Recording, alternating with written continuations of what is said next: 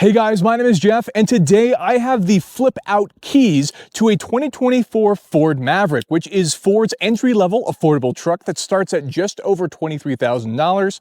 But even better, we have the XLT Tremor off-road package, which is the off-road version of the Ford Maverick that comes with a variety of actual performance goodies to improve off-road performance. And as equipped, this truck is just over $33,000 that we'll be taking a look at today as we go through the exterior, the interior, the powertrain, and of course, we'll take it for a drive. So starting with the exterior of the Ford Maverick, the first thing we should talk about is the difference in Tremor packages, which there are actually two different Tremor packages available, which start with the XLT, which is the middle package. That's what this truck is. And then the Tremor packages are also available on the top of the line Lariat. Now we should talk about the difference between those two packages. You have a cosmetic only package, which adds a variety of things, but then you have the off-road package, which is what this truck has, and that adds some actual off-road capability to the Ford Maverick. So first, let's talk about the cosmetics. Obviously, we have these sort of textured stripes here on the hood, and you can even see that we have this sort of like goldish orange theme throughout the truck, and that's all going to be some of the cosmetic details of the Ford Maverick Tremor. On top of that, that orange and gold theme sort of carries over into the XLT badging that you'll find here on the side of the truck. And if we go ahead and take a look at our wheels and tires here, we actually have these 17-inch painted wheels that again have that gold and orange with these very aggressive off-road tires, and that is all part of the cosmetic package as well, but also kind of helps functionally with the Tremor package. Now let's talk about some of the very cool off-road goodies that are actually performance enabling for the Tremor. If we take a look at the front here, we have this nice tow hooks, but the bumper has actually been changed for the Tremor package. This bumper, which is a bit more stout and kind of curves off faster, gets a better approach angle for the Tremor, which also sits about an inch taller than the standard Ford Mavericks, thanks to a different suspension setup, and that equates to additional ground clearance, about 9.4 inches in total, which is 0.8 inches more than the standard Mavericks. As we move around, we should also talk about the other suspension changes and other things that you can't really see just by looking at it, but there's also a steel skid plate underneath in the front that helps protect the engine and transmissions from things you might encounter while going off-road. As we come further back here, we actually have our power mirrors that also feature things like blind spot monitoring, which is great to have in what is a very minimalistic bare bones truck. We do have a tinted window here in the back. You'll notice that the door handles are actually black plastic here, and there's no passive keyless entry even on the XLT. If you want that, you'll have to get the top of the line Lariat, which also happens to come with the body color match door handles, which is a nice feature. But here, you're going to have to use your key fob for lock and unlock and the physical key for the ignition. Let's keep moving back. As we come to the back here, we can see we have these plastic bed liners at the top here. We can see we have more of our matched wheels. We even have some mud guards, that Tremor sticker badging I was talking about earlier. But if we take a look inside the bed, we can see that this truck actually has a couple options. Of course, we have the Tough bed. That's the Ford spray-in bed liner, and it looks quite good, but that is a factory option that you could choose to add. And we have the Flex bed, which adds some extra storage and tools. The overall bed length is actually 4.5 feet, which is a pretty decent size, at least for a entry-level pickup truck. And that means you can fit things like pallets, no problem, entirely in there, and some bigger items even with the tailgate folded down. As we come to the back here, we can take a look at some other features. We have some more Tremor stickers and things like that. And if we fold it down, we can see our black Ford badging, and even the fact that there's actually a bottle opener here in the bed, which is kind of a cool feature. We can see some of the other features available for that flex bed that we talked about earlier. Now, one of the things I want to talk about for the bed is that you actually take a payload hit when you go for the off-road Tremor. The regular Maverick has a 1,500-pound payload capacity, but here in the Tremor, it's only 1,200, so you lose 300 pounds. We go ahead and lift this bed back up, which is very light. We can go ahead and see our hitch here at the bottom. Now, of course, the Maverick can actually tow, which is great news for a pickup truck, but for the Tremor, it's going to be limited to that 2,000-pound towing capacity that you generally see across the board for all Mavericks.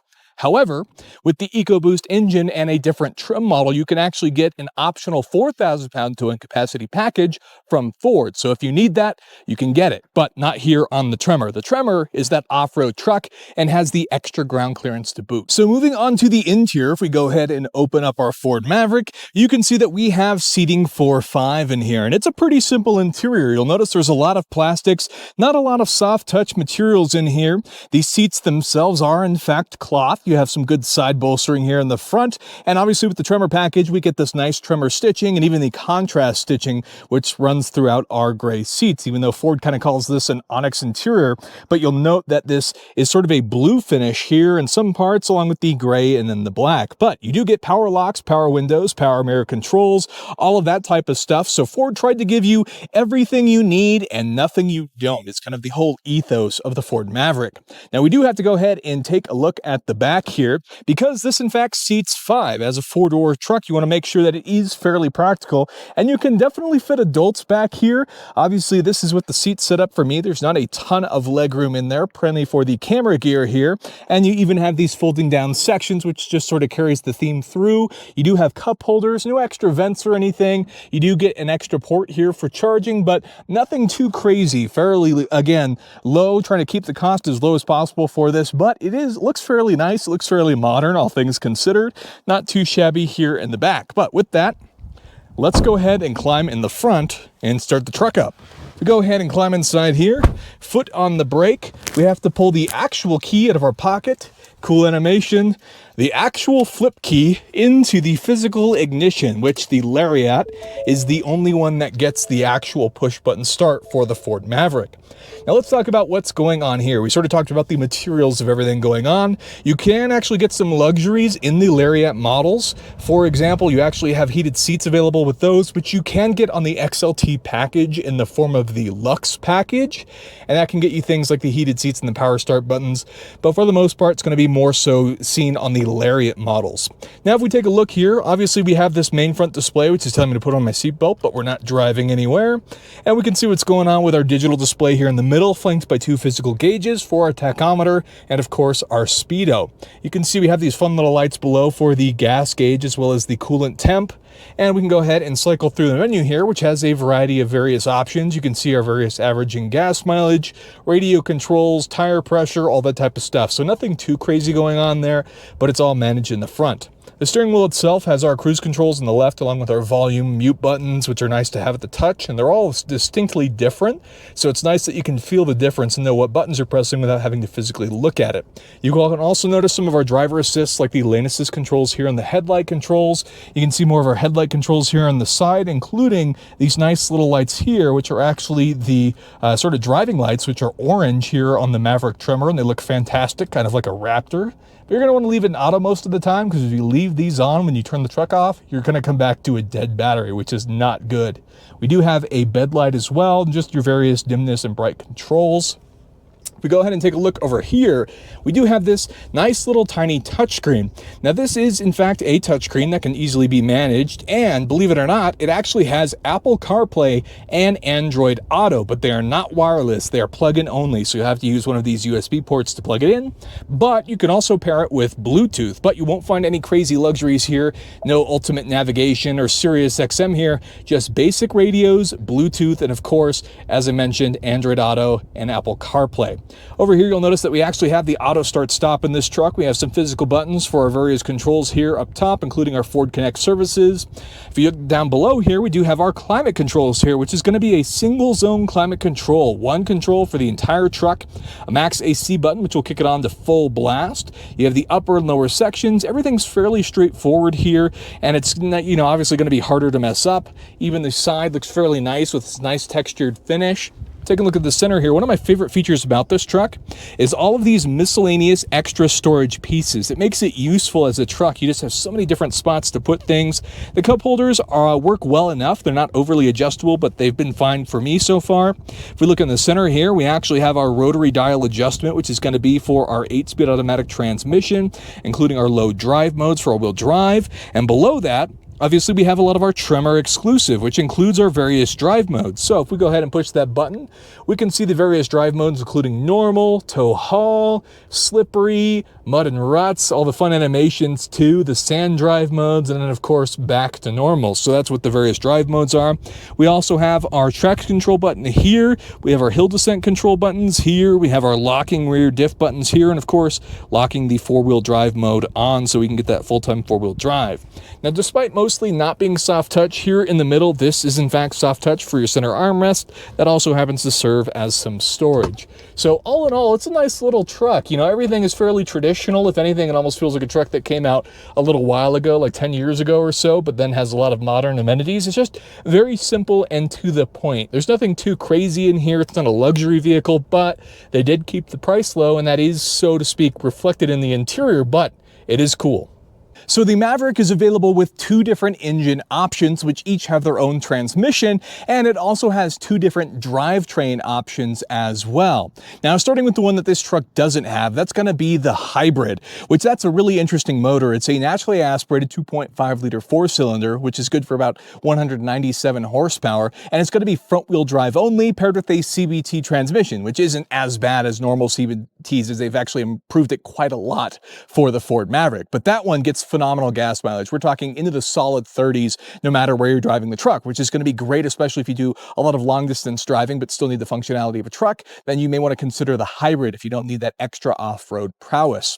The other engine is going to be what's here in our Tremor, and that is this 2-liter EcoBoost engine, good for 250 horsepower and 277 pound-feet of torque. That's 50 more horsepower than the hybrid motor. This thing makes a ton of power for what it is, and it's paired with an 8-speed automatic transmission, which is also phenomenally smooth, shifts very nice, and is very fast too with this thing being the all-wheel drive version. Front-wheel drive is standard.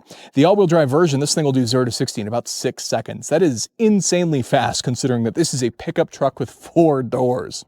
Now, talking about some of the other details, let's talk fuel economy. This is nowhere near as good as the hybrid. You're looking at like somewhere averaging between 21 and 24 miles per gallon in combined driving, and given that this has a 16.8 gallon fuel tank, which is larger than the hybrids in this truck, you're going to get a range of somewhere in the neighborhood of around 350 miles per tank, depending on how you drive it, with obviously that range extending when you take road trips to get out into the wilderness like this. But it is quite the powerhouse, and it's going to be better suited to towing, especially here in the Tremor. You actually get an optional transmission cooler that comes with that package as well, which is going to improve just the overall performance use case in this truck, which is always good for the sake of performance. And obviously, this is going to be better suited for that 4,000 pound tow capacity. You'll have that 2-liter EcoBoost engine, which is going to be better for that as well. There's also been some stuff I've seen already where people have actually been able to tune these engines and make as much as 350 horsepower, which is ludicrous to think about. But that is what comes here in the Tremor, and everything looks generally pretty easy to work on. It's just as simple here in the engine bay as it is in the rest of the truck.